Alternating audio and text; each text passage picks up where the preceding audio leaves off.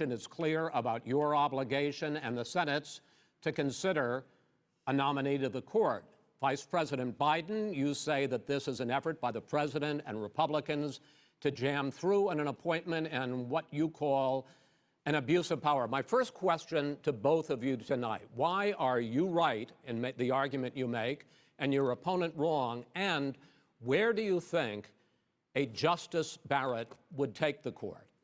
President Trump, in this first segment, you go first. 2 minutes. Thank you very much, Chris. I will tell you very simply, we won the election. Elections have consequences.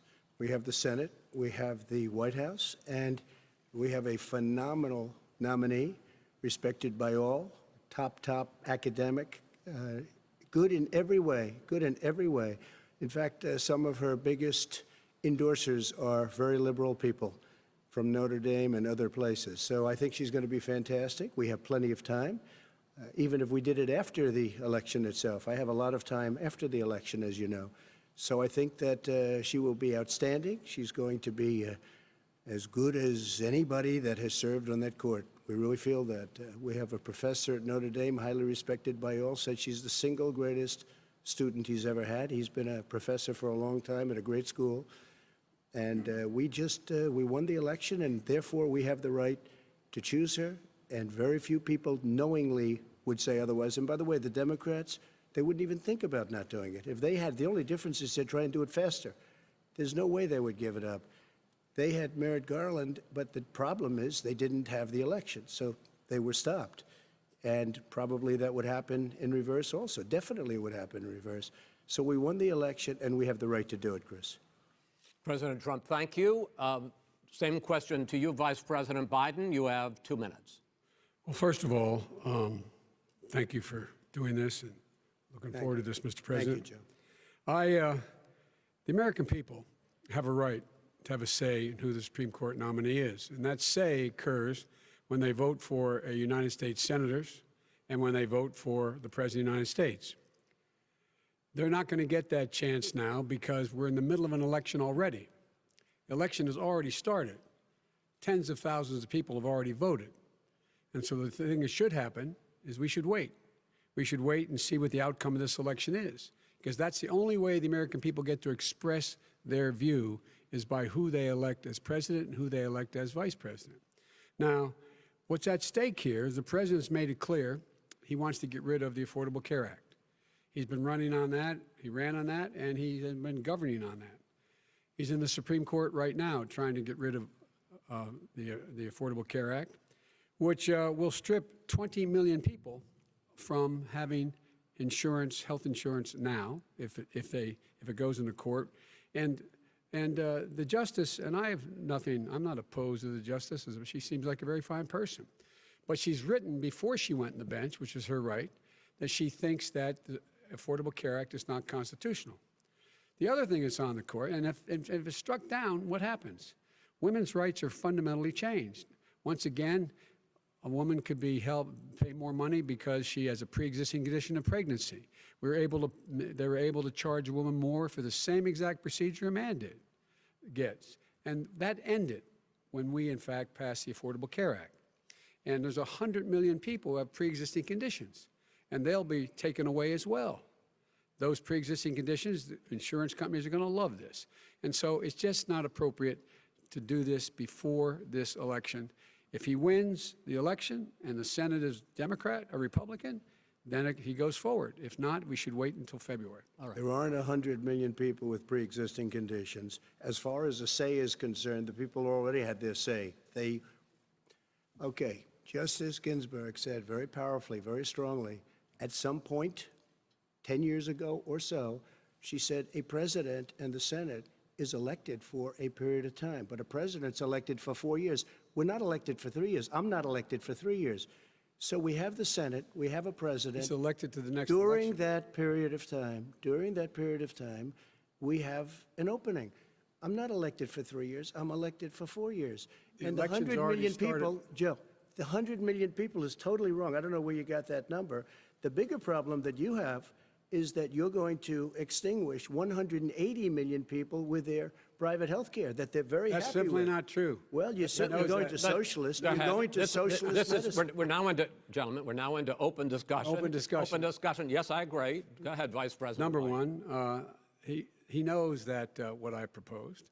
What I proposed is that we expand Obamacare and we increase it. We do not wipe any. And one of the big debates we had with 23 of my colleagues trying to win the nomination that I won were saying that Biden wanted to allow people to have private insurance still. They can. They do. They will under my proposal. It's not what you've said, But and it's not what that your is- party has said. that is simply Your party a lie. doesn't say it. Your That party is wants to simple. go socialist My medicine party is and me. socialist Right healthcare. now, I am the And they're going to Democratic dominate Party. you, Joe. You know that. I am the Democratic Party right now. The platform of the Not according Democratic to Party Harris. is what I, in fact, approved of. What I approved of. Now, here's the deal. The deal is that it's going to wipe out pre-existing conditions. And by the way, the 200,000 people that have died on his watch, how many of those have survived? Well, there's 7 million people that contracted COVID.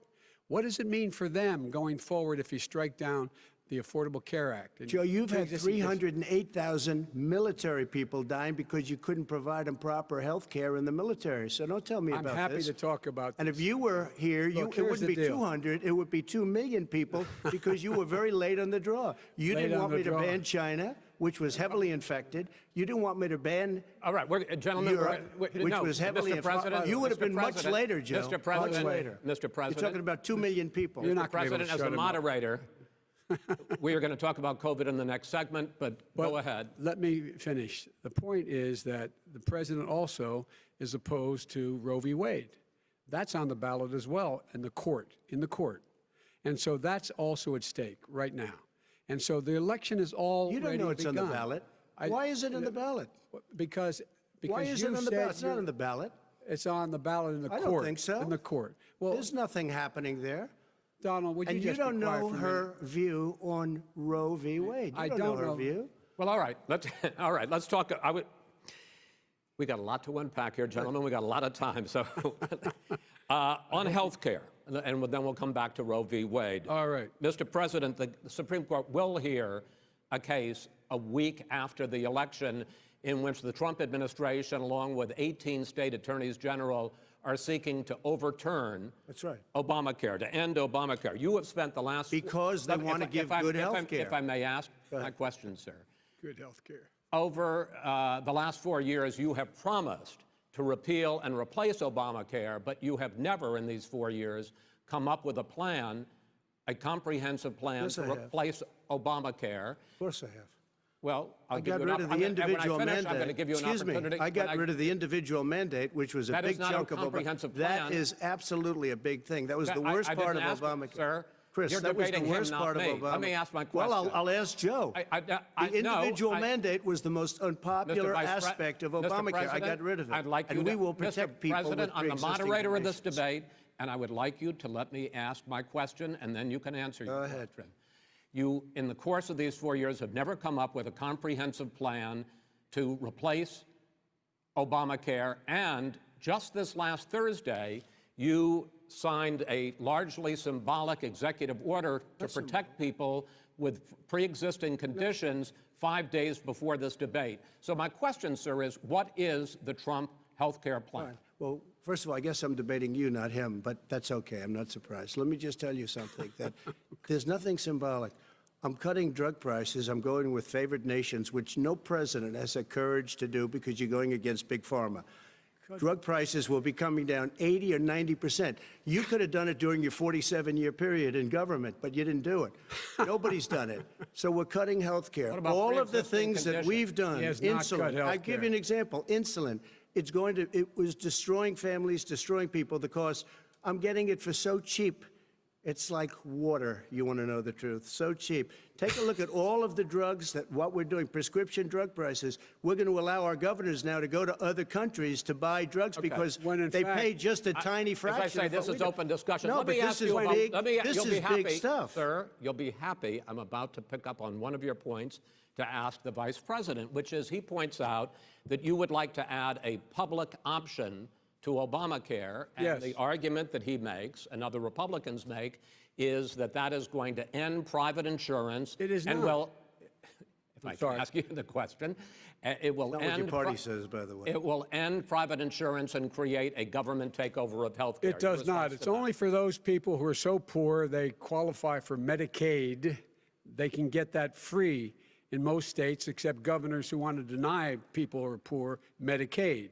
Anyone who qualifies for Medicare would, Medicaid would automatically be enrolled in the public option.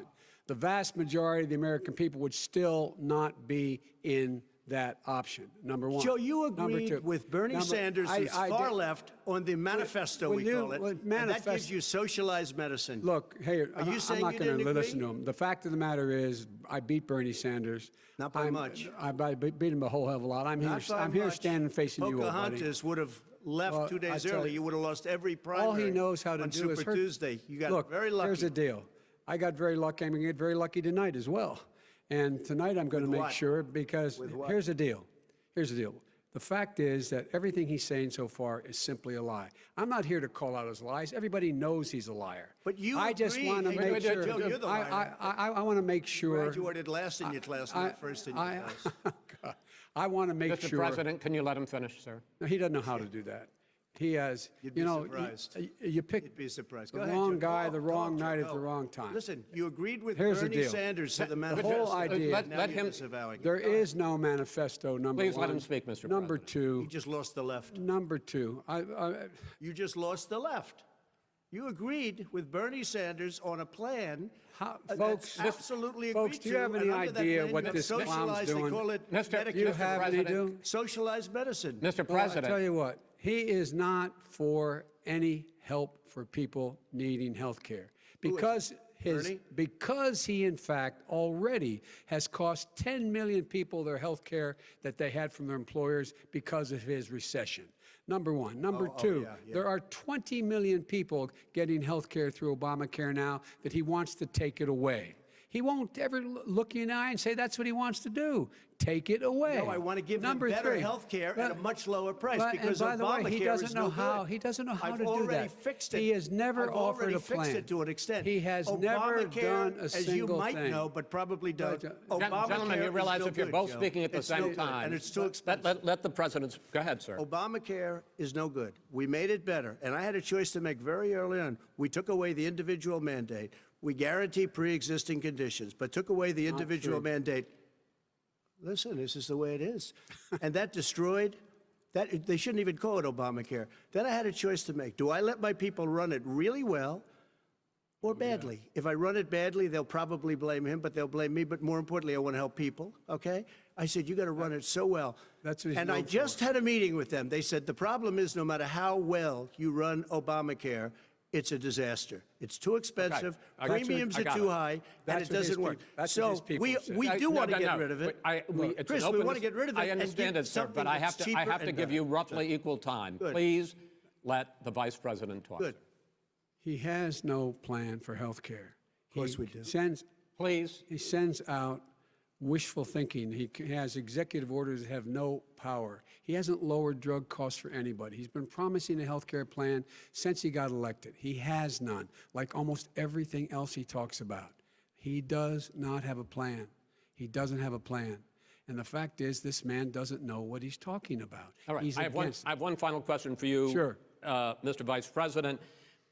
If Senate Republicans, we were talking originally about the Supreme Court here, if Senate Republicans go ahead and confirm Justice Barrett, there has been talk about ending the filibuster or even packing the court, adding to the 9 justices there. You call this a distraction by the president, but in fact it wasn't brought up by the president. It was brought up by some of your Democratic colleagues in the Congress. So my question to you is, you have refused in the past to talk about it.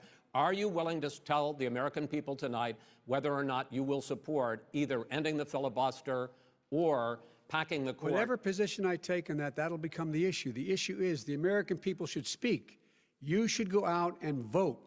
You're in voting now. Vote and let your senators know how you gonna strongly pack you the feel. court?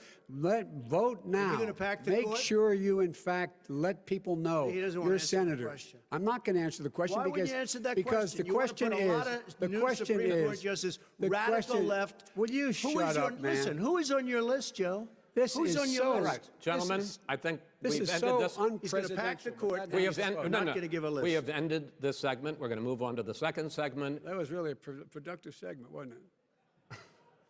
Keep yapping, man. The people understand, Joe. They sure do. 47 years you've done nothing. They understand. All right. The second subject is COVID-19, which is an awfully serious subject, so let's try to be serious about it. We have had more than 7 million cases of coronavirus in the United States, and more than 200,000 people have died. Even after we produce a vaccine, experts say that it could be months or even years before we come back to anything approaching normal. My question for both of you is, based on what you have said and done so far and what you have said you would do starting in 2021, why should the American people trust you more than your opponent to deal with this public health crisis going forward? In this case, the question goes to you first, sir. 2 minutes uninterrupted. Good luck. 200,000 dead. As you said, over 7 million infected in the United States. We, in fact, have 5%, 4% of the world's population, 20% of the deaths. 40,000 people a day are contracting COVID. In addition to that, about between 750 and 1,000 people a day are dying. When he was presented with that number, he said, it is what it is. Well, it is what it is because you are who you are. That's why it is. The president has no plan. He hasn't laid out anything. He knew all the way back in February how serious this crisis was. He knew it was a deadly disease. What did he do? He's on tape as acknowledging he knew it. He said he didn't tell us or give people a warning of it because he didn't want to panic the American people. You don't panic. He panicked. In addition to that, what did he do? He went in and we were insisting that the Chinese, the people we had on the ground in China should be able to go to Wuhan and determine for themselves how dangerous this was. He did not even ask Xi to do that. He told us what a great job Xi was doing. He said we owe him a debt of gratitude for being so transparent with us. And what did he do then? He then did nothing. He waited and waited and waited. He still doesn't have a plan. I laid out Sir, back in March exactly so what we wrong. should be doing. And I laid out again in July what we should be doing. We should be providing all the protective gear possible. We should be providing the money the House has passed in order to be able to go out and get people the help they need to keep their businesses open schools. It costs a lot of money. You should get out of your bunker and get out of the sand trap and get in your golf course and go in the Oval Office and bring together the Democrats and Republicans and fund what needs to be done now to save lives. So if we would have listened to you, You have 2 minutes, sir. if we would have listened to you, the country would have been left wide open. Millions of people would have died, not 200,000, and one person is too much. It's China's fault. It should have never happened. They stopped it from going in, but it was China's fault. And by the way, when you talk about numbers, you don't know how many people died in China. You don't know how many people died in Russia. You don't know how many people died in India. They don't exactly give you a straight count, just so you understand. But if you look at what we've done, I closed it, and you said he's xenophobic. He's a racist, and he's xenophobic because you didn't think I should have closed our country. No, Wait a sir, minute. It says 2 minutes. You didn't think we should have closed our country because you thought it was terrible. You wouldn't have closed it for another 2 months. By my doing it early, in fact, Dr. Fauci said, President Trump saved thousands of lives. Many of your Democrat governors said, President Trump did a phenomenal job. We worked with the governor. Oh, really? Go take a look. The governors said I did a phenomenal job. Most of them said that. In fact, people that would not be necessarily on my side said that. President Trump did a phenomenal job. We did. We got the gowns. We got the masks. We made the ventilators. You wouldn't have made ventilators. And now we're weeks away from a vaccine. We're doing therapeutics already. Fewer people are dying when they get sick. Far fewer people are dying. We've done a great job. The only thing I haven't done a good job, and that's because of the fake news. No matter what you say to them, they give you bad press on it. It's just fake news. They give you good press. They give me bad press because that's the way it is, unfortunately. But let me just tell you something. I don't care. I've gotten used to it. But I'll tell you, Joe, you could never have done the job that we did. You don't have it in your blood. You could have never done that job. I know how to do the job. I know how to get the job Well, you didn't do very well in swine flu.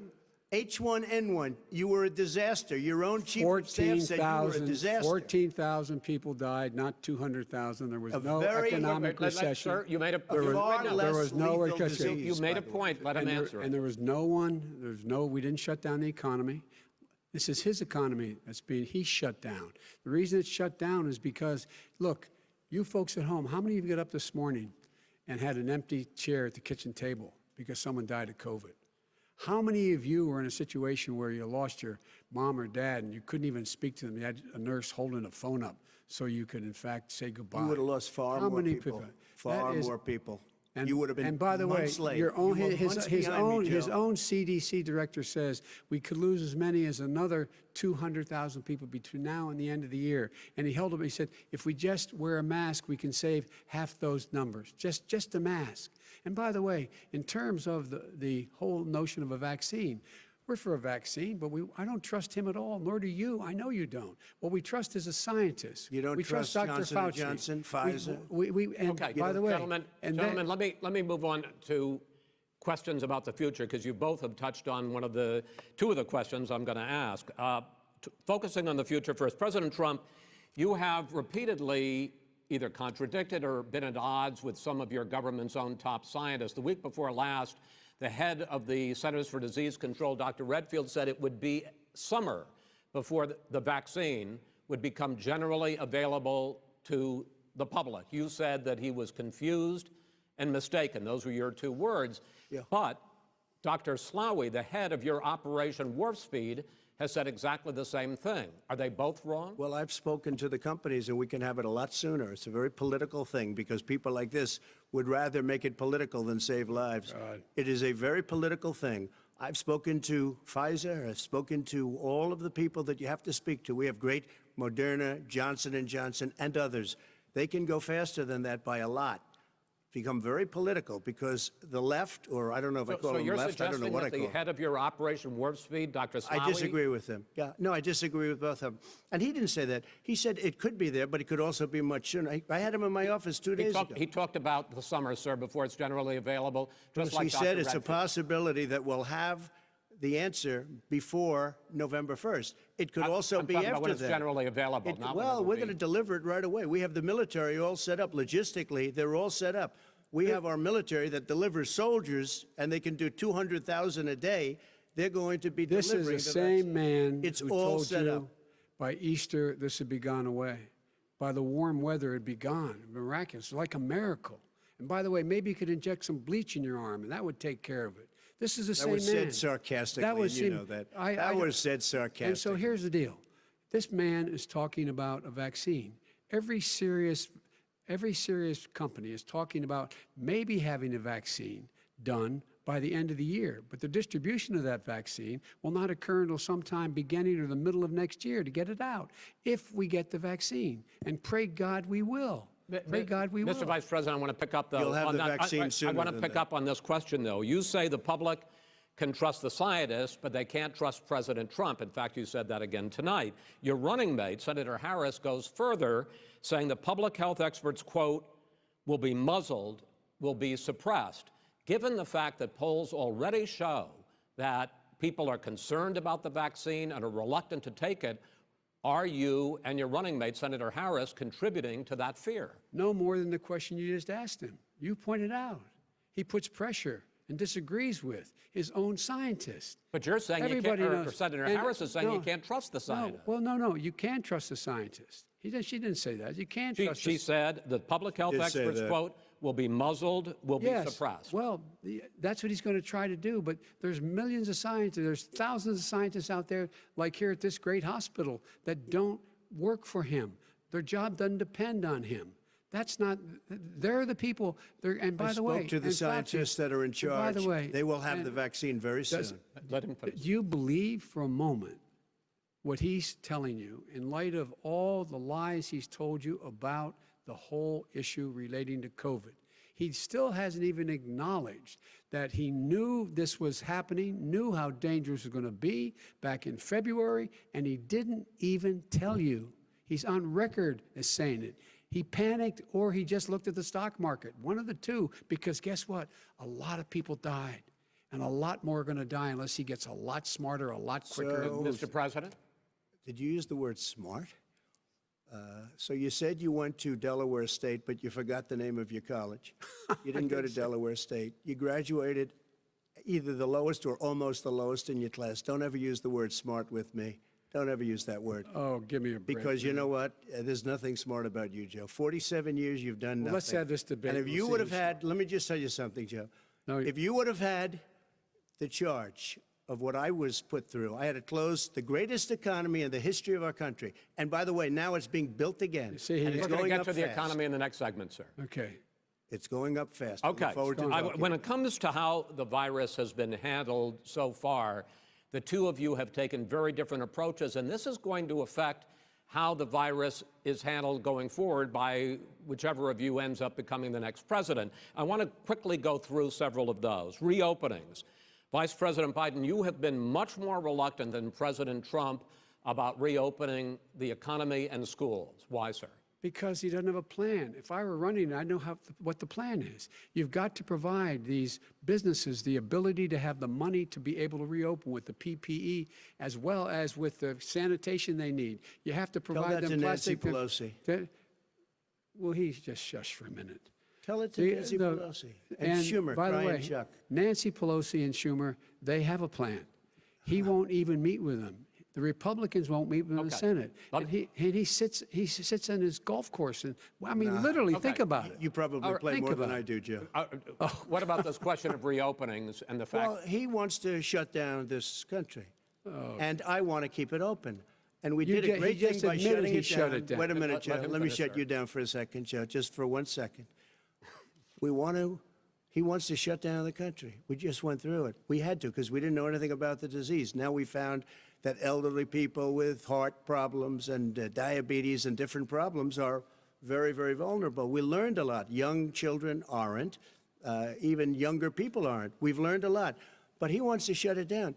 More people will be hurt by continuing. If you look at Pennsylvania, if you look at certain states that have been shut down, they have Democrat governors all. One of the reasons they're shut down is because they want to keep it shut down until after the election on November 3rd. I want to move on to another because subject. it's a I want to move political on to another subject. But those states are not doing well that are shut down right now. Respond to that. President Trump, you have begun to increasingly question the effectiveness of masks as a disease preventer.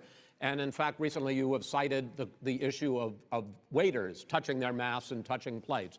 Are you questioning No, I think the masks efficacy are okay. of You have masks? to understand, if you look, I mean, I have a mask right here. I put a mask on, when I think I need it.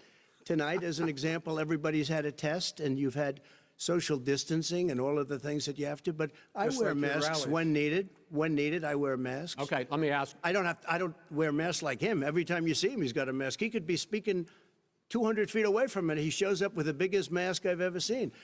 I will say this. Vice President Biden, go ahead, sir. Look, the way to open businesses is give them the wherewithal to be able to open.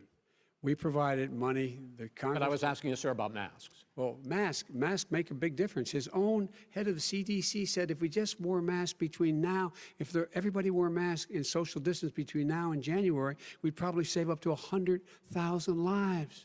It matters. And they've also said the opposite. They've also said no serious person said the opposite. Well, look serious. at Dr. Fauci. Dr. Fauci said the opposite. He did not say the opposite. We got a little bit more than a minute left in this segment. Masks are not good. Then he changed his mind. He said masks are good. I'm okay with masks. I want to ask you both about one last subject because your different approaches has even affected the way that you have campaigned. President Trump, you're holding large rallies with crowds packed together, thousands of people. Outside. Outside, yes, sir, agreed.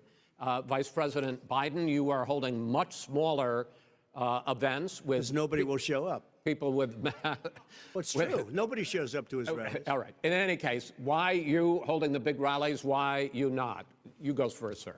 Because people want to hear what I have to say. I mean, But are you I've not done a worried great about it job spreading as a disease? president, and I'll have 25, 35,000 people show up at airports. We use airports. Are you for not worried hangars, about and we the have a disease lot of issue, people. sir? Well, so far we have had no problem whatsoever. It's outside. That's a big difference, according to the experts. And we do them outside. We have tremendous crowds, as you see. I mean, and literally on 24 hours' notice. And Joe does the circles and has 3 people someplace. Okay. By the way, did you see Yes, sir. one of the last big rallies he had? And a reporter came up to him to ask him a question. He said, no, no, no, stand back. Put on your mask. Put on a mask. Have you been tested? I'm way far away from those other people. That's what he said. I'm going to be okay. He's not worried about you. He's not worried about the people out there breathing in one another. We've had no negative cheek to effect. jowl. No negative effect. We've had no negative effect. And we've had 35, 40,000 All right. Do you people want at these rallies. Just Yes. quickly finish up because I want to move on to our next. Yes, I would. He's been totally irresponsible the way in which he has handled the social distancing and people wearing masks, basically encouraged them not to. All right. He's a fool on this. If you could get the crowds, you would have done the same thing. But you can't. Nobody cares. Gentlemen, can we move on to the cares. Gentlemen, can we move on to the economy? Yes. The economy is, I think it's fair to say, recovering faster than expected from the shutdown. Much faster. In the second quarter, the unemployment rate fell to 8.4% last month. The Federal Reserve says the hit to growth, which is going to be there, is not going to be nearly as big as they had expected. President Trump, you say we are in a V-shaped recovery. Vice President Biden, you say it's more of a K-shape. What difference does that mean to the American people in terms of the economy? President Trump, in this segment, you go first. So we built the greatest economy in history. We closed it down because of the China plague. When the plague came in, we closed it down, which was very hard psychologically to do. He didn't think we should close it down, and he was wrong.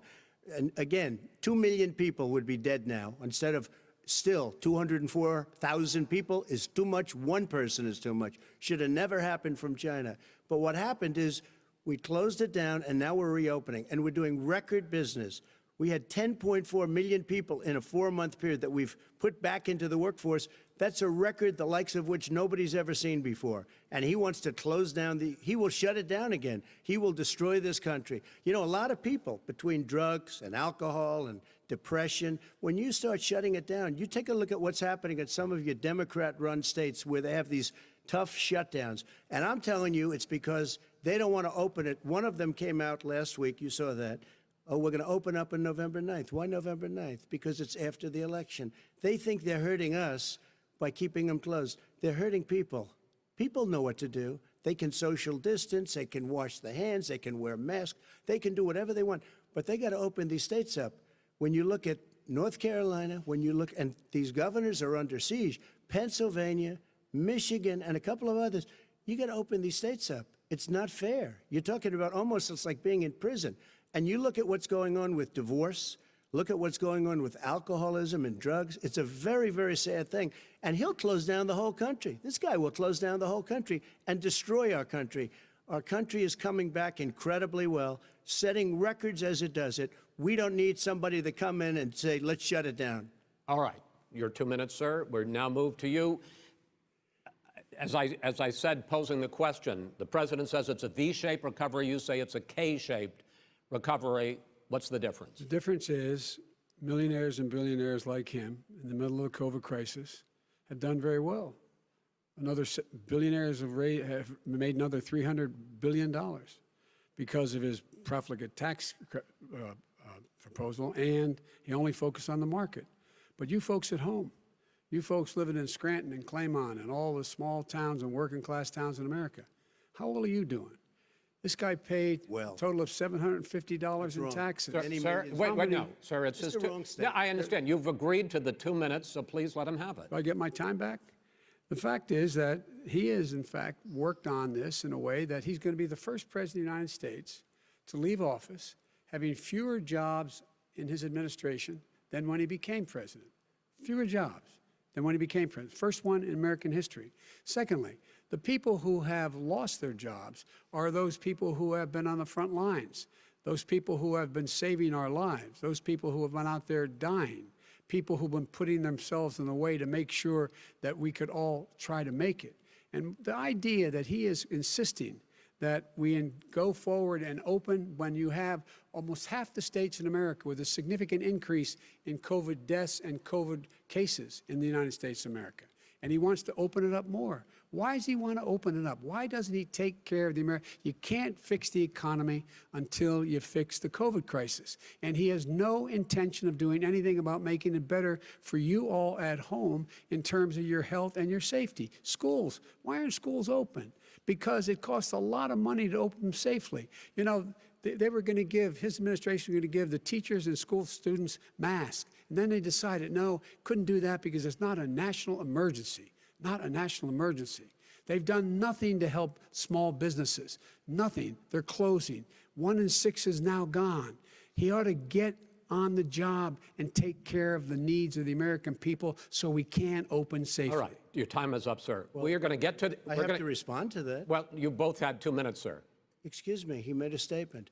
So did you. People want their schools, people want their schools open. They don't want to be shut down. They don't want their state shut down. They want their restaurants. I look at New York. It's so sad what's happening in New York. It's almost like a ghost town, and I'm not sure it can ever recover what they've done in New York. People want their places open. They want to get back to their lives. People They'll want be to be careful, safe. but they want their schools open. Okay. I'm the one that brought back football. By the way, I brought back Big Ten football. It was me, and I'm very happy to do it. And All right, people of Ohio are very proud of me. And you know how I found out? When he took Gentlemen, the phony we're going to ad. get to your economic plans going forward in a moment. But first, Mr. President, as you well know, there's a new report that in 2016, the year you were elected president, and 2017, your first year as president, that you paid $750 a year in federal income tax each of those years. I know that you pay a lot of other taxes, but I'm asking you the specific question. Is it true that you paid $750 in federal income taxes each of those 2 years? I paid millions of dollars in taxes, millions of dollars of income tax. And let me just tell you, there was a story in one of the papers. Show us your tax I paid $38 million one year. I paid $27 million Show us your tax 1 year. returns. I went, you'll see it as soon as it's finished. You'll see it. You know, if you want to go to the Board of Elections. There's a 118-page or so report that says everything I have, every bank I have, I'm totally under-leveraged because the assets are extremely good. And we have a very, I built a great company. I'm asking you a specific question, which is... let me tell you... I understand all of that. I understand all of that. No, Mr. President. Go ahead. I'm asking you a question. Will you tell us how much you paid in federal income taxes in 2016 and 2017? Millions of dollars. You paid millions of dollars? Millions of dollars, So yes. not 750? Millions of dollars, and you'll get to see it. And you'll get to see it. But let me just tell you, Chris, let me just tell you something, that it was the tax laws. I don't want to pay tax. Before I came here, I was a private developer. I was a private business people. Like every other private person, unless they're stupid, they go through the laws, and that's what it is. He passed a tax bill that gave us all these privileges for depreciation and for tax credits. We build a building and we get tax credits, like the hotel on Pennsylvania Avenue. You get a massive, which, by the way, was given to me by the Obama administration, if you can believe that. Now, the man got fired right after that happened. But Vice President Biden, you want to respond? Yeah, I do want to respond. Look, the tax code that made him, put him in a position that he pays less tax than a school teacher makes on the money a school teacher makes is because of him he says he's smart because he can take advantage of the tax code. And he does take advantage of the tax code. That's why I'm going to eliminate the Trump tax cuts.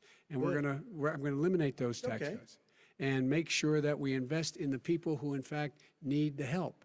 People out there need help. But why didn't you do it over the last 25 years? Because you weren't president. Because you weren't president screwing things up. You were a senator. And You're by the way, worst you were president America has ever had. Hey, Come Joe, on. let me just tell you, Joe, I've done more in 47 months. I've done more than you've done in 47 years, Joe. We've done things that you never even thought of doing, including fixing the broken military that you gave me, including taking care of your vets. Mr. President, we're talking about the economy. I'd like to ask you about your plans going forward, because, Mr. Vice President, your economic plan, if you were to be elected president, focuses a lot on big government, big taxes, big spending. I want to focus first on the taxes. You propose more than $4 trillion over a decade in new taxes on individuals making more than $400,000 a year and on corporations. President Trump says that that kind of an increase in taxes is going to hurt the economy as it's just coming out of a recession. Well, just take a look at what is the analysis done by Wall Street firms.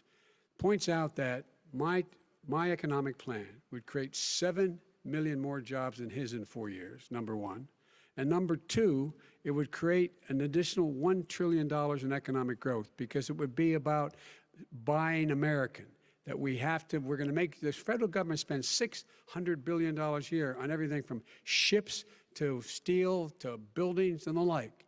And under my proposal, we're going to make sure that every penny of that has to be made by a company But respectfully, in America. sir, I'm talking about taxes, not spending. By the way, I'm going to eliminate a significant number of the tax. I'm going to make the corporate tax 28%. It shouldn't be 21%. You have 91 companies, in the Fortune 500 who don't pay a single penny in tax, making billions of dollars. Why didn't you do it before when you were vice president with Obama? Because you, in fact, passed that. That was your tax proposal. I got it done. And you know what happened? Yeah, you got it done. Our economy boomed like it's never boomed. The economy is busted. Let me finish. Mr. President, let me pick up on that. You would continue your free market approach, lower taxes, more deregulation, correct? Not lower taxes for the American people. But let me. Excuse me. But in Obama's, you talk about the economy booming. It turns out that in Obama's final 3 years as president, more jobs were created, 1.5 million more jobs than in the first 3 years of your presidency. They had the slowest recovery economic recovery since 1929. It was the slowest recovery. Also, they took over something that was down here. All you had to do is turn on the lights and you pick up a lot. But they had the slowest economic recovery since 1929. Let me tell you about the stock market. When the stock market goes up, that means jobs. It also means 401ks. If you got in, if you ever became president with your ideas, you want to terminate my taxes, I'll tell you what, you'll lose half of the companies that have poured in here will leave, and plenty of companies that are already here, they'll leave for other places. They will leave, and you will have a depression, the likes of which you've never seen. Look, Mr. we Vice inherited the worst recession short of a depression in American history. I was asked to bring it back. We were able to have an economic recovery that created the jobs you're talking about. We handed him a booming economy. He blew it. It wasn't booming. Blew He blew it. It wasn't booming. It was the weakest recovery Well, sir, since 1929. Is it fair to say he blew it when, in fact, when there was record low unemployment before COVID? Yeah, but because what he did, even before COVID, manufacturing went in the hole. Manufacturing went in the hole. Excuse number me, one. Chris. Wait. Number two. Chris. Number three. They said it would take. No, you're on number two. No. Chris. They said it would take a miracle to bring back manufacturing. I brought back 700,000 jobs. They brought back nothing. They gave up on manufacturing. Part of my standard fare. I'm the guy that brought back the automobile industry. All right, let him. We brought back, I was asked to bring back Chrysler and General Motors. We brought them back right here in the state of Ohio and Michigan. He blew it. They're gone. He blew it. And in fact, they're going. Ohio had the best year it's ever had last year. Michigan had the best year they've ever had. That is not Many true. car companies came in from Germany, from Japan, went to Michigan, went to Ohio. They're not having And they didn't come in with you. Mr. Vice President, go ahead. And so you take a look at what he's actually done. He's done very little. His trade deals are the same way. He talks about these great trade deals. You know, he talks about the art of the deal. China's perfected the art of the steal. We have a higher deficit with China now than we did before. We have the highest trade deficit with Mexico. China ate your lunch, down 18%. China ate your lunch, Joe, and no wonder your son goes in and he takes out billions of dollars, to manage. He makes millions of dollars. And also, while we're at it, why is it, just out of curiosity, the mayor of Moscow's wife gave your son $3.5 million. What did he do to deserve it? What did he do with Burisma to deserve $183,000? None of that is true. Let him answer. None of that is true. Oh, really? He didn't get $3.5 million? Mr. President, totally, Mr. President, please. Totally discredited. Totally discredited. And by the way, well, wait, he didn't get $3.5 million, Joe? He got $3.5 million. It is not true. Oh, really? Mr. Oh. President, But, it's an open discussion, please. Now, It's a fact. Well, It you is have not a raised an issue. Let the been Vice totally President answer. discredited. Did There was a Burisma pay him report. $183,000 a month with no experience in energy? Mr. Look, President, no job. My son did nothing wrong at Burisma. I think he and did. Mr. the only President, guy that let did him something- answer. He doesn't want to let me answer because he knows I have the truth. His position has been totally, thoroughly discredited. who? And The media? By everybody. Well, by the By the media, media, by our because they refuse to allies, by talk the about it World because they're Bank, embarrassed. by everyone has discredited. Matter of fact, even the people President, who please stop. testified under oath. So let me under ask you oath, this, under- Joe. under No, oath. go ahead, Mr. I'm listening to Even the you. people under. He got $3.5 million from testified- Moscow.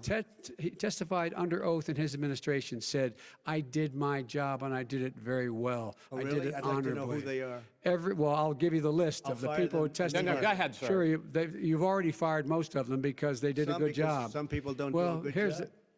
With you, Go they ahead. say- You get here's the wait a deal. minute. You get the final word, Mr. Well, it's hard to get any word in with this clown. Excuse me, this Hey, this let me just person. say to you, No. Mr. President. $3.5 Mr. million, President, Joe. That is simply Why did not he true. deserve $3.5 million It from did- Moscow? Look, here's the deal.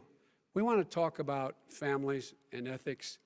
I don't want to do that. I mean, his family we could talk about all night. His family's My already. family, No, let him go. my family already lost wrote- a fortune by Go ahead. coming down and helping Go us ahead. with Go ahead, government. sir. And that's such a. they're right that's here. a- Mr. That's President. such Every a great. single one of them lost This a is not fortune about by President. my coming and family or helping his us with family. It's government. about your family, They the didn't American collect people. $3.5 million He for doesn't. nothing. That's not true. It doesn't want to talk about what you need. You, the American people. It's about you. That's what we're talking about you here. should All right, Not that's the end of the Shouldn't have segment. taken the money. We're moving on. He didn't take them. Well, Vice it's a very- President, but Chris, no, can I be honest? It's a very important Try to be question. honest. I He get stood that. up. No, he stood up, the answer to and the he question is no. threatened Ukraine. No, sir. With $1 billion, if you don't That get rid of is the Russians. You know what? You're absolutely wait, not stop. You're true. on tape doing it. You're going to You're on have tape. True. gentlemen.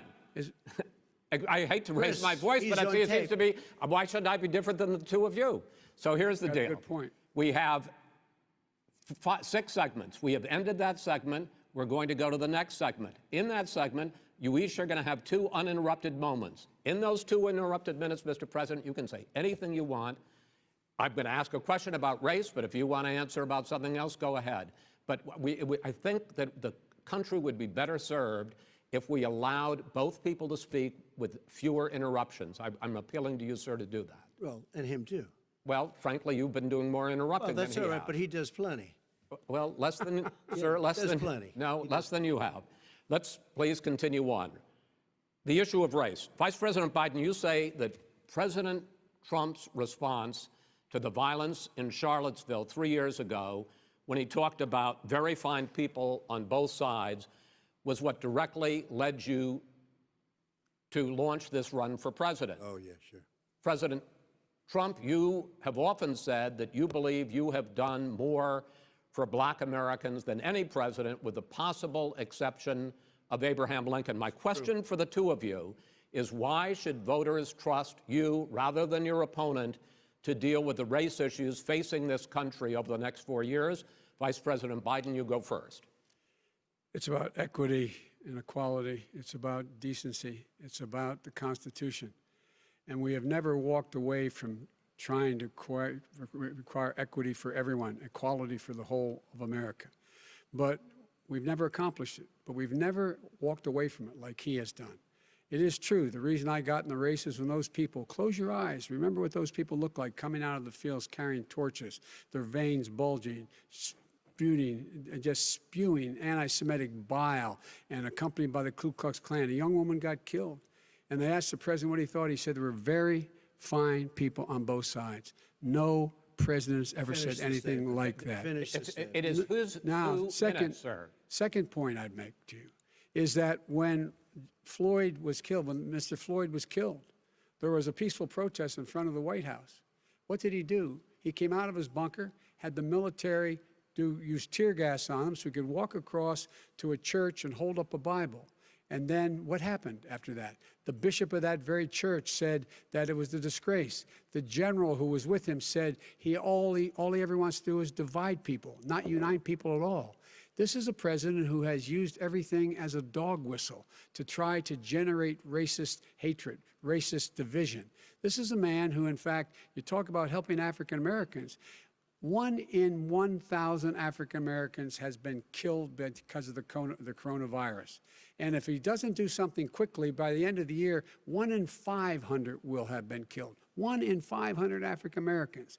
This man is a savior of African Americans. This man cares at all.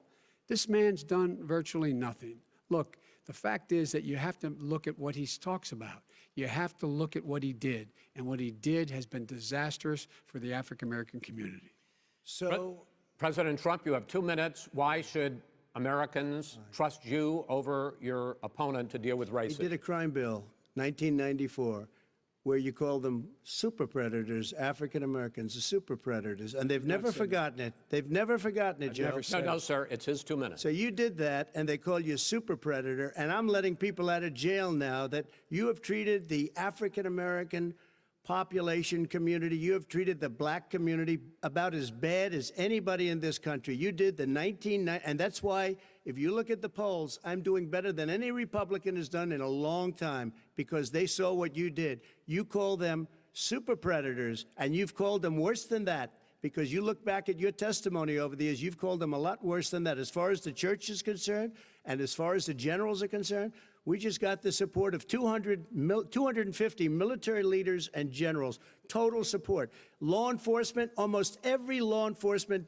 group in the United States. I have Florida, I have Texas, I have Ohio, I have Portland. The sheriff just came out today and he said, I support President Trump. I don't think you have any law enforcement. You can't even say the word law enforcement, because if you say those words, you're going to lose all of your radical left supporters. And why aren't you saying those words, Joe? Why don't you say the words law enforcement? Because you know what? If they called us in Portland, we would put out that fire in a half an hour, but they won't do it because they're run by radical left Democrats. If you look at Chicago, if you look at any place you want to look, Seattle, they heard we were coming in the following day, and they put up their hands, and we got back Seattle. Minneapolis, we got it back, Joe, because we believe in law and order, but you don't. The top 10 cities and just about the top 40 cities are run by Democrats and, in many cases, radical left. And they've got you wrapped around their finger, Joe, to a point where you don't want to say anything about law and order. And I'll tell you what, the people of this country want and demand law and order, and you're afraid to even say it. All right. I want to return to the question of race. Vice President Biden, after the grand jury in the Breonna Taylor case decided not to charge any of the police with homicide, you said it raises the question, quote, whether justice could be equally applied in America. Do you believe that there is a separate but unequal system of justice for blacks in this country? Yes, there is. There's systemic injustice in this country, in education and work and in law enforcement and the way in which it's enforced. But look, the vast majority of police officers are good, decent, honorable men and women. They risk their lives every day to take care of us. But there are some bad apples. And when they occur, when they find them, they have to be sorted out. They have to be held accountable. They have to be held accountable.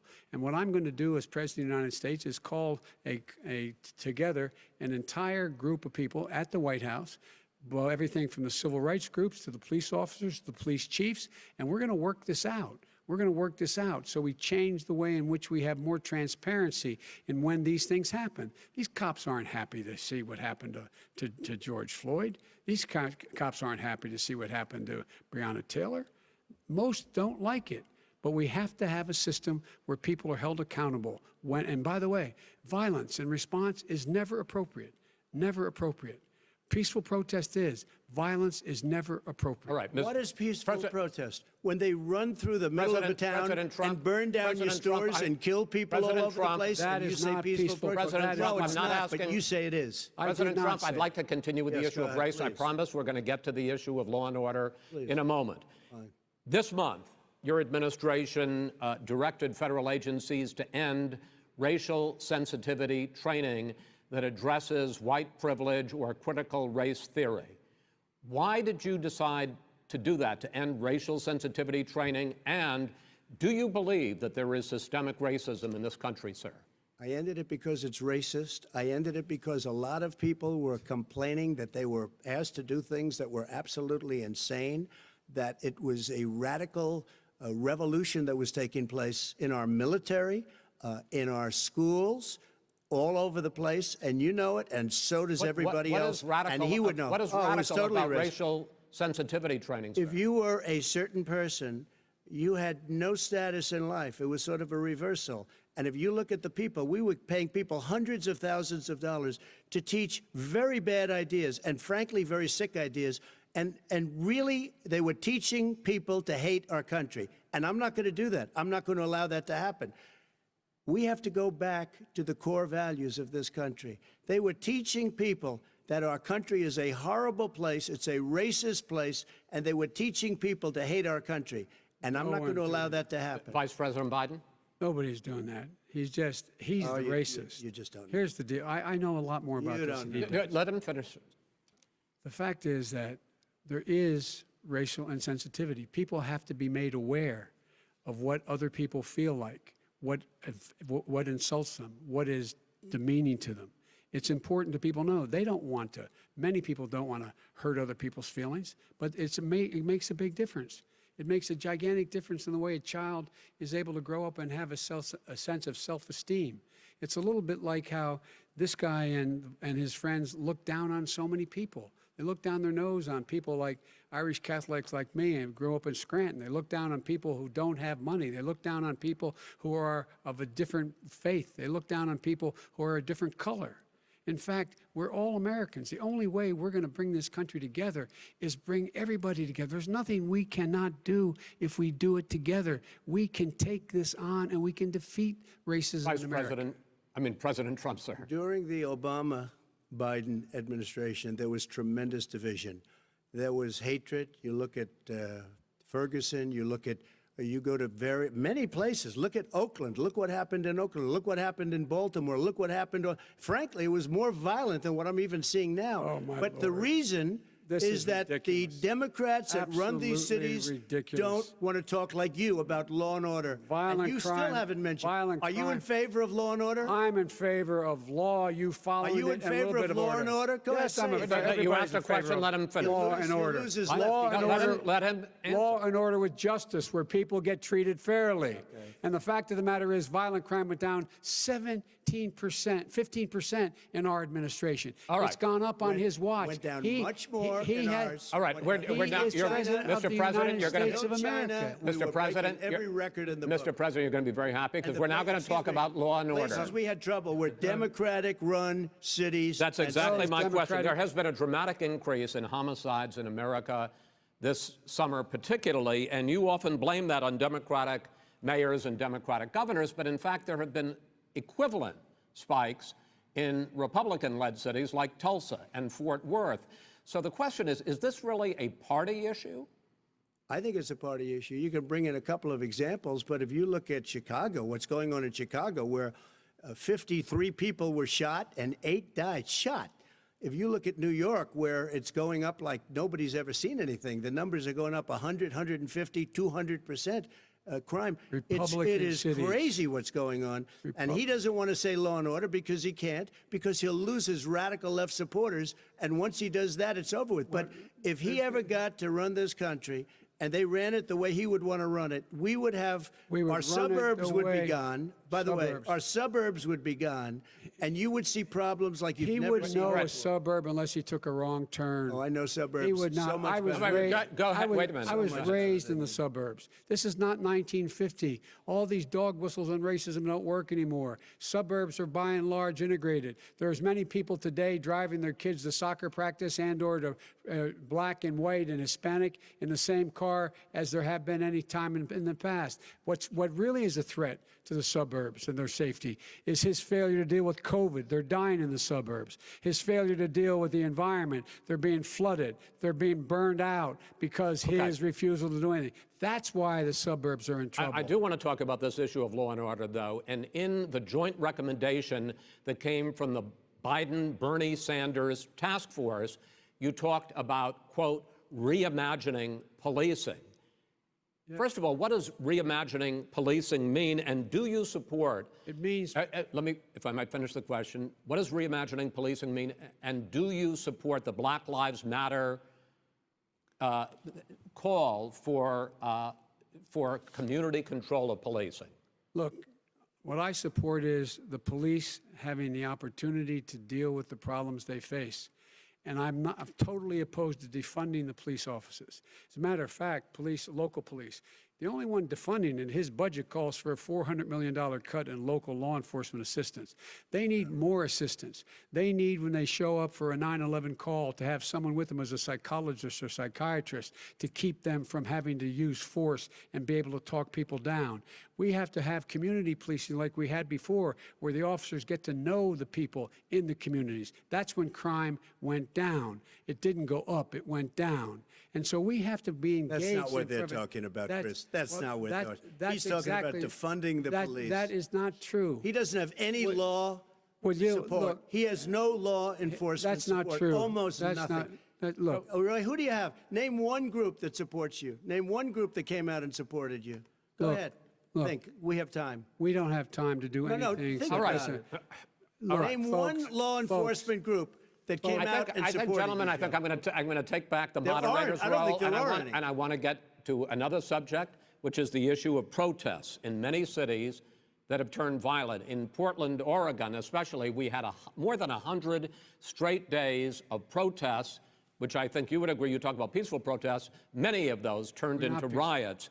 Mr. Vice President, you say that people who commit crimes should be held accountable. The question I have, though, is, as the Democratic nominee, and earlier tonight you said that you are the Democratic Party right now, have you ever called the Democratic mayor of Portland or the Democratic governor of Oregon and said, hey, you got to stop this, bring in the National Guard, do whatever it takes, but you stop the days and months of violence in Portland?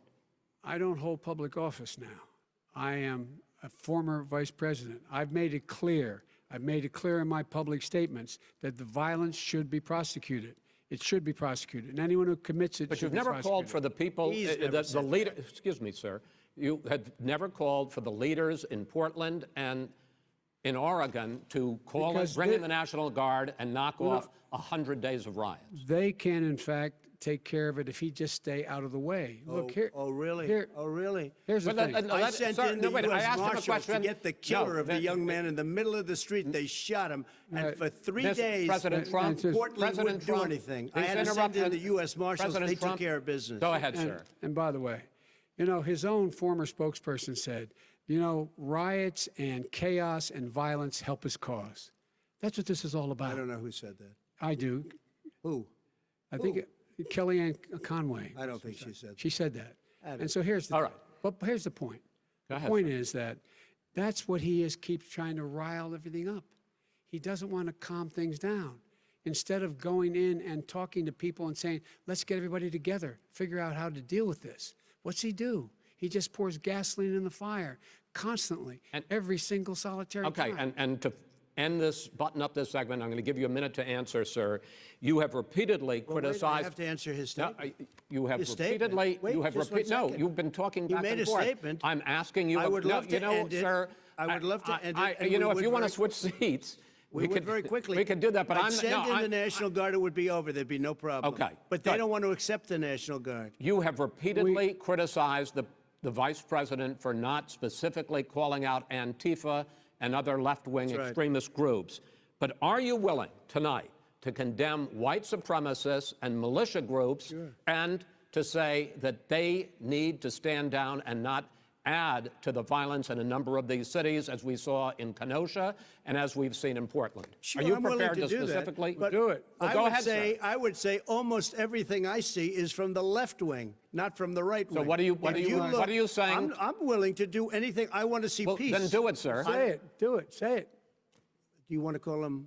What do you want to call him? Give me a name. Give me a White name. Go ahead. supremacists and Who would right you like me to supremacists. condemn? White Proud Boys. supremacists and right-wing Proud militia. Boys, stand back and stand by. But I'll tell you what. somebody's got to do something about Antifa and the left, because this is not a right-wing problem. His This own is a left-wing. FBI director This said is a the threat left-wing of problem. white supremacists. Antifa's an idea, not an organization. Oh, you gotta be not kidding. militia. That's what really? his It's an idea. FBI director Gentlemen, said. Well, then you know what? No, He's no, wrong. we're done, sir. We're moving on to the next. We're When a moving. bat hits you over the head, that's not an idea. Everybody in Antifa your is administration bad. tells you the truth has a bad idea. Can I tell you what? You have no ideas. Antifa is a dangerous, All right, radical gentlemen, group. we're now moving on to the Trump And and you ought to be Biden careful with records. them. They'll overthrow you. When in a 2 president, seconds. I'm going to ask a question. When the president seeks a second term, it is generally a referendum on his record. But Vice President Biden, you like to quote one of your dad's sayings, which is, don't compare me to the almighty, compare me to the alternative. And in this case, sir, you are the alternative. Looking at both of your records, I'm going to ask each of you, why should voters elect you president over your opponent? In this segment, President Trump, you go first, 2 minutes. Because there has never been an administration or president who has done more than I've done in a period of 3.5 years. And that's despite the impeachment hoax. And you saw what happened today with Hillary Clinton, where it was a whole big con job. But despite going through all of these things, where I had to fight both flanks and behind me and above, there has never been an administration that's done what I've done. The greatest, before COVID came in, the greatest economy in history, lowest unemployment numbers. Everything was good. Everything was going. And by the way, there was unity going to happen. People were calling me for the first time in years. They were calling and they were saying, it's time maybe. And then what happened? We got hit, but now we're building it back up again. A rebuilding of the military, including Space Force and all of the other things. A fixing of the VA, which was a mess under him. 308,000 people died because they didn't have proper health care. It was a mess. And we now got a 91% approval rating at the VA, our vets. We take care of our vets. But we've rebuilt our military. The job that we've done, and I'll tell you something, some people say maybe the most important. By the end of the first term, I'll have approximately 300 federal judges and Court of Appeals judges, 300, and hopefully 3 great Supreme Court justices. That is a record, the likes of which very few people, and you know one of the reasons I'll have so many judges? Because President Obama and him left me 128 judges to fill. When you leave office, you don't leave any judges. That's like you just don't do that. They left 128 openings, and if I were a member of his party, because they have a little different philosophy, I'd say if you left us 128 openings, you can't be a good president, you can't be a good vice president. But I want to thank you because it gives us almost, it'll probably be above that number by the end of this term. 300 judges, it's a record. Looking at both your records, why should voters elect you president as opposed to President Trump? You have 2 minutes uninterrupted. Under this president, we become weaker, sicker, poorer, more divided, and more violent. When I was vice president, we inherited a recession. I was asked to fix it. I did. We left him a booming economy, and he caused a recession. With regard to being weaker, the fact is that I've gone head-to-head with Putin and made it clear to him we're not going to take any of his stuff. He's Putin's puppy. He still refuses to even say anything to Putin about the bounty on the heads of American soldiers. Your son got $3.5 million. And by the way, my son... Wait a minute. Mr. President, your campaign agreed to both sides would get 2-minute answers uninterrupted. Well, your side agreed to it, and why don't you observe what your campaign agreed to as a ground rule, okay, sir? He never keeps his word. Because No, I'm not asking. That was a rhetorical question. Can you Go add ahead, back sir. 30 seconds? Yeah, Because- yes, okay. you may have. All right. Go ahead. So, thirdly, we're poor. The billionaires have gotten much more wealthy by a tune of over $300 to $400 billion more just since COVID. You in the home, you got less. You're in more trouble than you were before. In terms of being more violent, when we were in office, there were 15% less violence in America than there is today. He's president of the United States. It's on his watch. And with regard to more divided, the nation can't stay divided. We can't be this way. And speaking of my son, the way you talk about the military, the way you talk about them being losers and being and just being suckers. My son was in Iraq. He spent a year there. He got the Bronze Star. He got the Conspicuous Service Medal. He was not a loser. He was a patriot, and the people left behind there were heroes. Really? And I resent. Are you talking about Hunter? Are you talking about Hunter? I'm talking about my son, Beau Biden. You're talking about. I don't know Beau. I know Hunter. Yeah, Hunter you know got Beau. thrown. Hunter got thrown out of the military. He was thrown out, dishonorably discharged. That's not true. He For wasn't dishonorably cocaine use. And he didn't have a job until you became vice president. And once you None became of that vice is president, true. he made a fortune in Ukraine, in China, in Moscow, That is simply and various not other places. true. He My made a son, fortune. my son, and he didn't have a job. My son, like a lot of people we know at home, had a drug problem. He's overtaken it. He's fixed it. He's worked on it, and I'm proud of him. But why was he proud of given my tens son. of millions All of right. dollars? But he wasn't given All right. tens of millions of given dollars. That tens is of totally, millions of that's been dollars. totally discredited. We've already been Totally discredited. We've already been through this. I think the American people would rather hear about more substantial So do I. subjects. Well, you know, as the moderator, sir, I'm going to make a I know, but when judgment call somebody here. gets $3.5 million Okay, great. from the Let's talk mayor about- of Moscow, let's talk That is about- not I think true. it's a terrible That thing. report is totally Why did he get it? discredited. I Mitt think, Romney on that committee said it wasn't worth taxpayers' money, that report. It was written for political reasons. you know, I'd like to talk about climate change. So would I. Okay. The forest fires in the West are raging now. They have burned millions of acres. They have displaced hundreds of thousands of people. When state officials there blame the fires on climate change, Mr. President, you said, I don't think the science knows. Over your 4 years, you have pulled the U.S. out of the Paris Climate Accord. You have rolled back a number of Obama environmental records. What do you believe about the science of climate change, and what will you do in the next 4 years to confront it?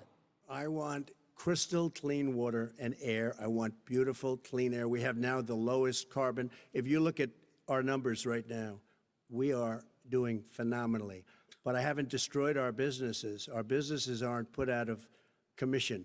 If you look at the Paris Accord, it was a disaster from our standpoint. And people are actually very happy about what's going on because our businesses are doing well. As far as the fires are concerned, you need forest management in addition to everything else.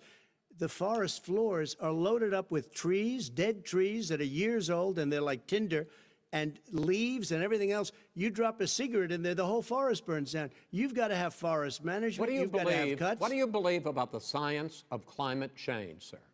I believe that we have to do everything we can to have immaculate air, immaculate water, and do whatever else we can that's good. You know, we're planting 1 billion trees, the Billion Tree Project, and it's very Do you exciting believe for a lot of people. that human pollution, greenhouse gas emissions contributes to the global warming of this I think planet? a lot of things do, but I think to an extent, yes. I think to an extent, yes. But I also think we have to do better management of our forests.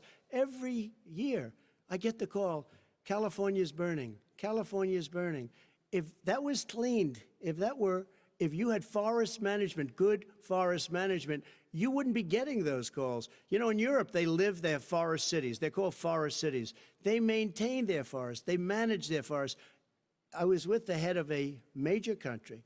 It's a forest city. He said, sir, we have trees that are far more, they ignite much easier than California. There shouldn't be that problem. I spoke with the governor about it. I'm getting along very well with the governor. But I said, you know, at some point, you can't every year have hundreds of thousands of acres of land just burned to the ground. But, sir, that's burning down because of a lack of But, management. sir, if you believe in the science of climate change, why have you rolled back the Obama Clean Power Plan, which limited carbon emissions in power plants? Why have you relaxed? Because it was driving energy prices through the sky. Why have you relaxed fuel economy standards that are going to create more pollution from cars Well, and not trucks? really, because what's happening is the car is much less expensive and it's a much safer car, and you're talking about a tiny difference. And then what would happen, because of the cost of the car, you would have at least double and triple the number of cars purchased. We have the old slugs out there that are 10, 12 years old. If you did that, the car would be safer. It would be much cheaper by But in the case of $3,500. California, they've simply No, but you ignored would take your a lot of cars rollback. off the market because people would be able to afford a car. Now, and by the way, we're going to see how that turns out. But a lot of people agree with me, many people. The car has gotten so expensive because they have computers all over the place for an extra little bit of gasoline. And, and I'm okay with electric cars, too. I think I'm all for electric cars. I've given big incentives for electric cars. But what they've done in California is just crazy. Right. Vice President Biden, I'd like you to respond to the president's climate change record, but I also want to ask you about a concern. You proposed $2 trillion in green jobs. You talk about new limits, not abolishing, but new limits on fracking, ending the use of fossil fuels to generate electricity by 2035, and zero net emission of greenhouse gases by 2050. The president says a lot of these things would tank the economy and cost millions of jobs. He's absolutely wrong, number one. Number two, if in fact, during our administration, the Recovery Act, I was in charge, able to bring down the cost of renewable energy to cheaper than or as cheap as coal and gas and oil. Nobody's going to build another coal-fired plant in America. No one's going to build another oil-fired plant in America. They're going to move to renewable energy, number one. Number two, we're going to make sure that we are able to take the federal fleet and turn it into a fleet that's run on their electric vehicles. Making sure that we can do that, we're going to put 500,000 charging stations and all of the highways that we're going to be building in the future. We're going to build an economy that, in fact, is going to provide for the ability us to take 4 million buildings and make sure that they, in fact, are weatherized in a way that, in fact, they'll emit significantly less gas and oil because the heat will not be going out. There's so many things that we can do now to create thousands and thousands of jobs. We can get to net zero in terms of energy production by 2035. Not only not costing people jobs, creating millions of good paying jobs, not $15 an hour, but prevailing wage, by having a new infrastructure that, in fact, is green. And the first thing I will do, I will rejoin the Paris Accord. I will join the Paris Accord because with us out of it, look what's happening. It's all falling apart. And talk about someone who has no relationship with foreign policy. Brazil, the rainforests of Brazil are being torn down, are being ripped down. More carbon is absorbed in that rainforest than every bit of carbon that's emitted in the United States. Instead of doing something about that, I would be gathering up and making sure we had the countries of the world coming up with $20 billion and say, here's $20 billion. Stop tearing down the forest. And if you don't, then you're going to have significant economic consequences. What about the argument that President Trump basically says that you have to balance environmental interests and economic interests, and he's drawn his line? Well, he hadn't drawn a line. He still, for example, he wants to make sure that methane's not a problem. You can now emit more methane without it being a problem. Methane. This is a guy who says that you don't have to have mileage standards for automobiles that exist now.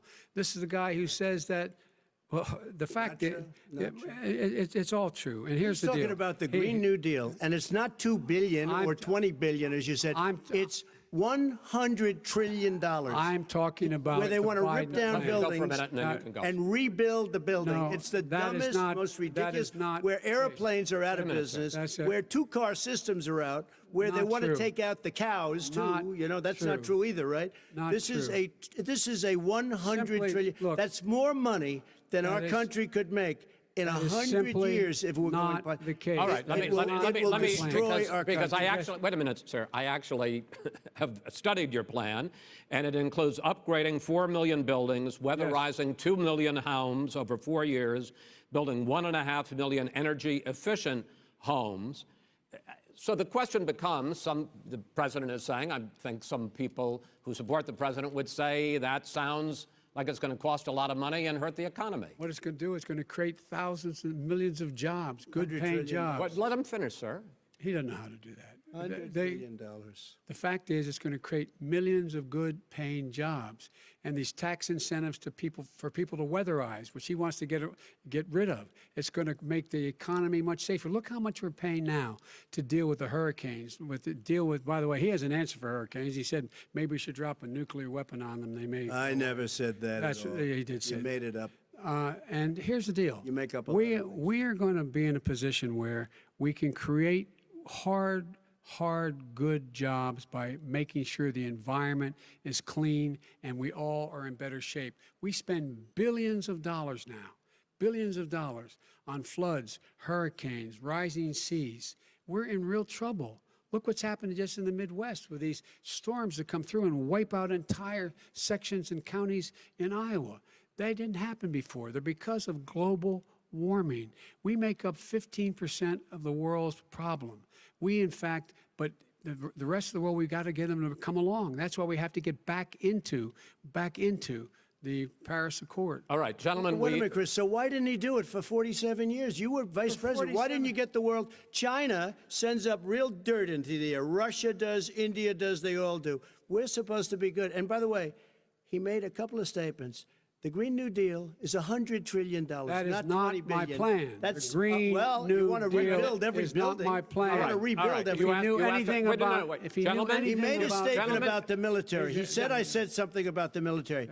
He and his friends made it up, and then they went with it. I never said it. Okay. That is What not he true. did Sir, is he you're done in said this segment. he called the military Mr. Vice President, stupid bastards. I and he did said not it on say tape. that. He said Mr. stupid Please, bastards. He not said sir. it. Stop. I would never I say would that play to it. the Stop. military. Play it.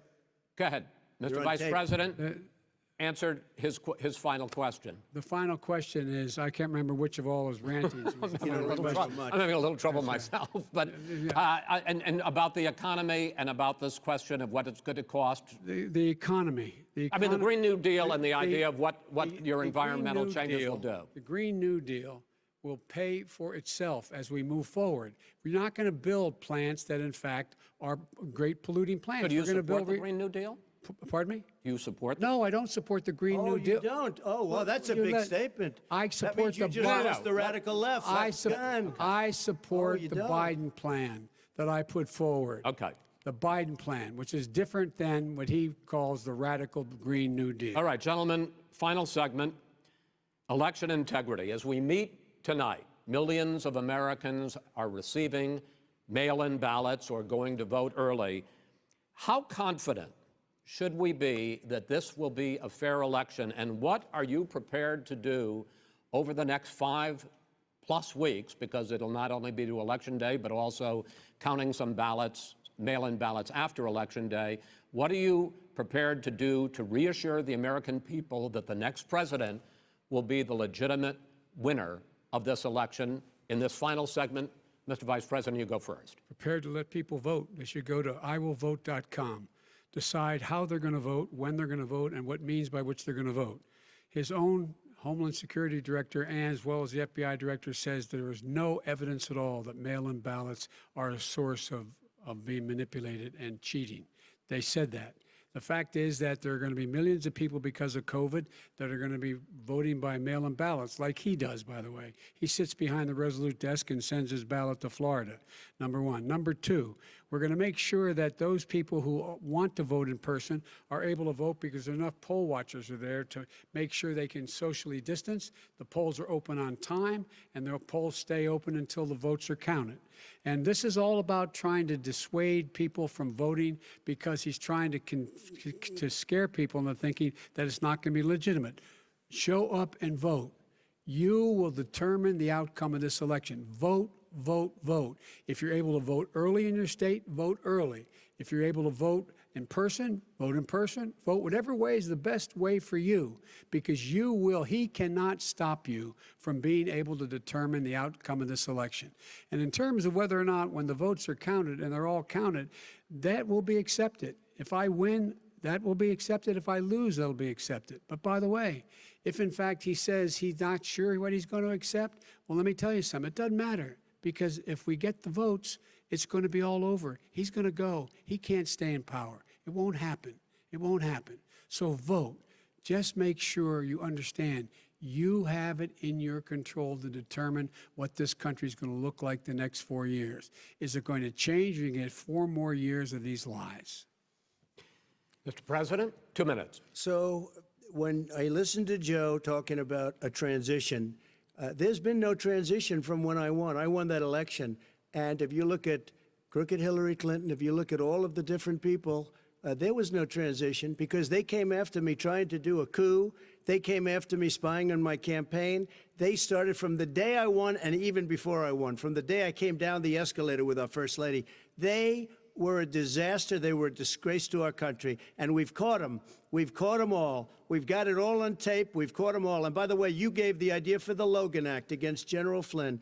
You better take a look at that because we caught you in a sense. And President Obama was sitting in the office. He knew about it, too. So don't tell me about a free transition. As far as the ballots are concerned, it's a disaster. A solicited ballot, okay, solicited is okay. You're soliciting, you're asking, they send it back, you send it back. I did that. If you have an unsolicited, they're sending millions of ballots all over the country.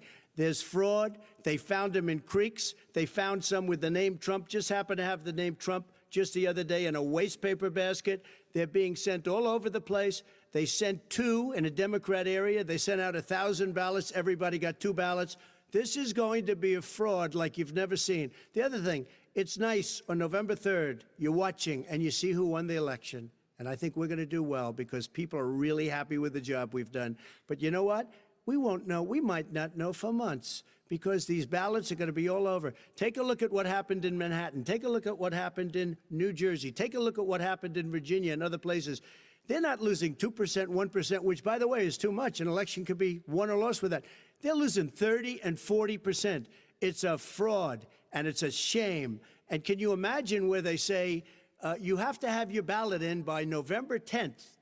November 10th. That means that's 7 days after the election, in theory, should have been announced. Okay. We have major states with that, sir, all run by Democrats. 2 minutes is 2 minutes. All run by Democrats. It's President Trump, it's a rigged election. you're going to be able to continue. You have been charging for months that mail-in balloting is going to be a disaster. You say it's rigged, that it's going to lead to fraud. But in 2018, in the last midterm election, 31 million people voted mail-in voting. That was a quarter, more than a quarter, of all the voters that year cast their ballots by mail. Now that millions of mail-in ballots have gone out, what are you going to do about it? And are you counting on the Supreme Court, including a Justice Barrett, to settle any dispute? Yeah, I think I'm counting on them to look at the ballots, definitely. I hope we don't need them in terms of the election itself. But for the ballots, I think so. Because what's happening is incredible. I read today, where at least 1% of the ballots for 2016 were invalidated. They take them, we don't like them, we don't like them. But what they are you throw going to them do out about it? left There and are right. millions of ballots going out What right you now. do What is are you gonna go do? and vote. You do a solicited ballot, No, and that's I okay, know or your you go and complaint. vote. I'm asking you about the fact that millions of people You go have and vote. You go and No, vote but like what I'm they saying is, what are like you they gonna do used about to the fact in the that old. millions of people? You either do, Chris, a solicited ballot where you're sending it in, they're sending it back, and you're sending. They have mailmen with lots of it. Did you see what's going on? Take a look at West Virginia. Mailmen selling the ballots. They're being sold. They're being dumped in rivers.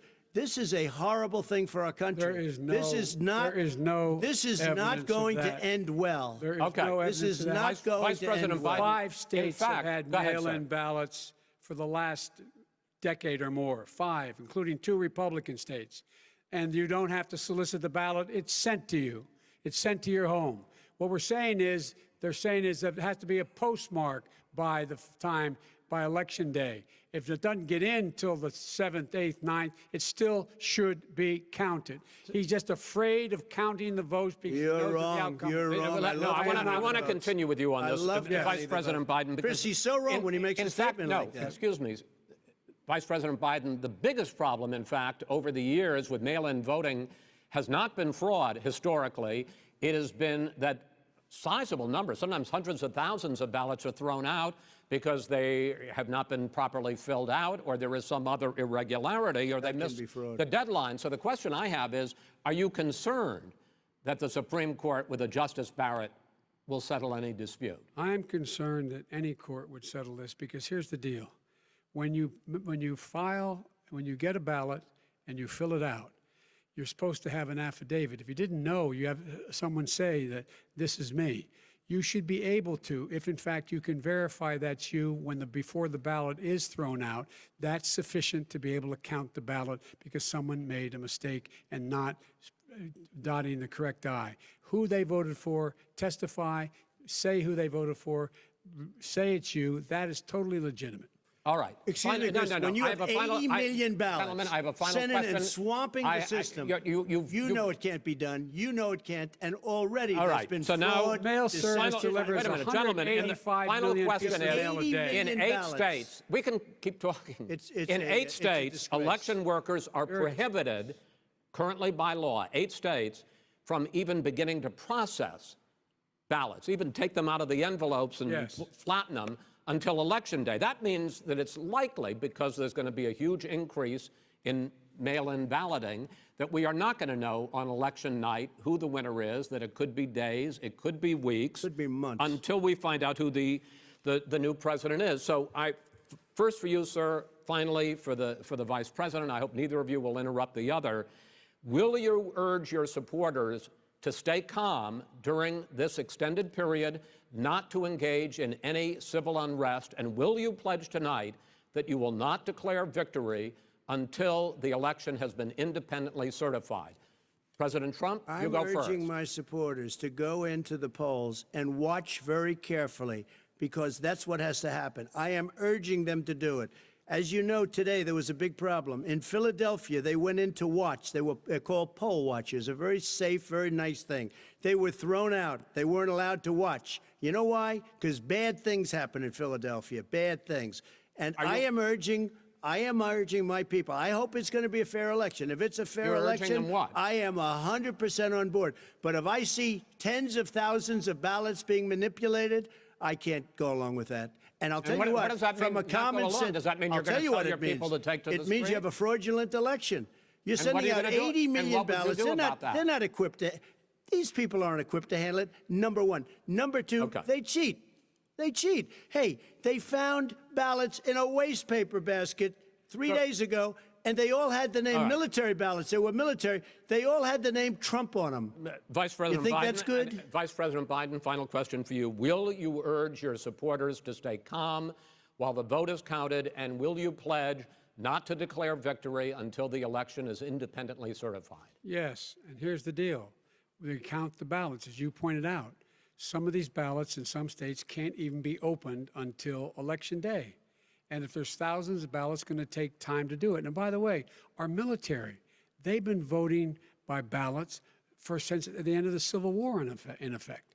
And that's what's going to happen. Why was it not? Why is it for them somehow not fraudulent?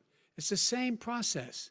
It's honest. No one has established at all that there is fraud related to mail-in ballots, that somehow it's a fraudulent process. It's already been established.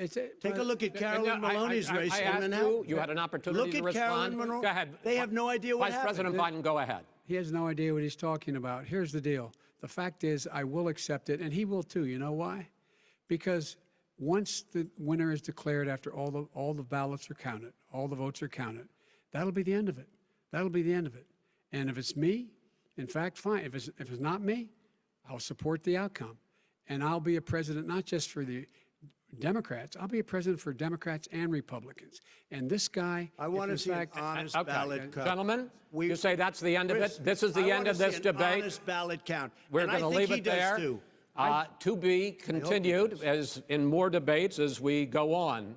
President Trump, Vice President Biden, it's been an interesting hour and a half. I want to thank you both for participating in the first of 3 debates that you have agreed to engage in. We want to thank Case Western Reserve University and the Cleveland Clinic for hosting this event. The next debate, sponsored by the Commission on Presidential Debates, will be 1 week from tomorrow, October 7th, at the University of Utah in Salt Lake City. The 2 vice presidential nominees, Vice President Mike Pence and Senator Kamala Harris, will debate at 9 p.m. Eastern that night. We hope you watch.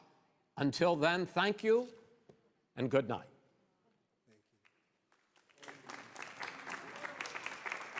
Thank you.